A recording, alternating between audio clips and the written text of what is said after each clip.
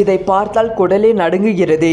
சென்னையில் உள்ள பல பகுதிகளில் வெள்ளம் ஏற்பட்டு உள்ளது. முக்கியமாக சென்னையில் தாழ்வான பகுதி என்று கருதப்படும் வேளச்சேரி பகுதிகளில் மிக கனமழை பெய்து வருகிறது.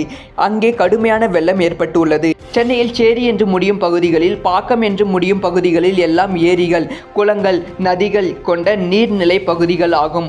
உதாரணமாக காரப்பாக்கம், ஊரப்பாக்கம் எல்லாம் ஒரு காலத்தில் நிறைய ஏரிகள் கொண்ட இடமாக இருந்திருக்கிறது. அதே போல வேளச்சேரி போன்ற இடங்களில் மிக அதிக அளவில் நிலப்பகுதிகளில் மட்டுமின்றி ஏரிகள் கொண்ட இடமாகும். 100 வருடங்களுக்கு முன்பு வரை கூட இங்கே ஏகப்பட்ட ஏரிகள் இருந்துள்ளது. இவை எல்லாம் இப்போது ஆக்கிரமிப்பாக மாறியிருக்கிறது. காலப்போக்கில் இந்த நிலங்கள் எல்லாம் ஆக்கிரமிப்பாக மாறியிருக்கிறது. இந்த நிலங்கள் ஆக்கிரமிக்கப்பட்ட காரணம் இவர்கள்தான் என்று அரசை குற்றம் சொல்லிவிட முடியாது. ஏனென்றால் காலப்போக்கில் எல்லா ஆட்சிகளிலும் இது போன்ற ஆக்கிரமிப்பு சம்பவங்கள் நடந்து கொண்டுதான் இருக்கிறது.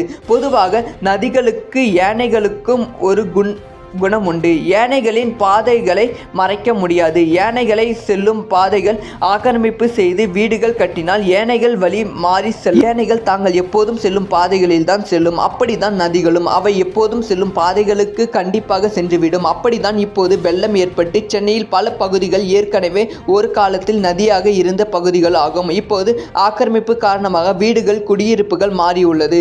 உதாரணமாக சென்னையில் தாழ்வான பகுதி என்று கருதப்படும் வேளச்சேரி பகுதிகளில் மிக கனமழை பெய்துள்ளது. அங்கே கடுமையான வெள்ளம் ஏற்பட்டு உள்ளது. இங்கே வெள்ளம் ஏற்பட முக்கியமான காரணங்களில் ஒன்று அங்கே செய்யப்பட்டு ஆக்கிரமிப்பு தான். இந்த நிலையில் ஒரு காலத்தில் வேளச்சேரி இப்படி இருந்தது என்று பழைய மேப் ஒன்று ட்ரெண்டாகி வருகிறது. அதன்படி வேளச்சேரி ஏரி இருந்த இடம் தற்போது அந்த இடத்தில் ஆக்கிரமிப்புகளை காட்டும் விதமாக அந்த புகைப்படங்கள் இருக்கிறது. அந்த அளவுக்கு ஆக்கிரமிப்புகள் செய்தால் சென்னை எப்படி புயல் வெள்ளத்தில் இருந்து தப்பிக்கும் என்ற கேள்வி எழுப்பும் விதமாக இந்த புகைப்படம் ட்ரெண்டாகி கொண்டே இருக்கிறது. சென்னையில் மிக்ஜாம் புயல் காரணமாக கடுமையான வெள்ளம் ஏற்பட்டு உள்ளது. மிக்ஜாம் புயல் நேற்று முதல் நாள் சென்னையில் தாக்கியது. சென்னைக்கு அருகே 100 கிலோமீட்டர் தூரத்தில் புயல் நிலை கொண்டு இருந்தது. அங்கே இருந்த புயல் மிக மிக மெதுவாக நகர்ந்து கொண்டு சென்னையை விட்டு வெளியே சென்றது.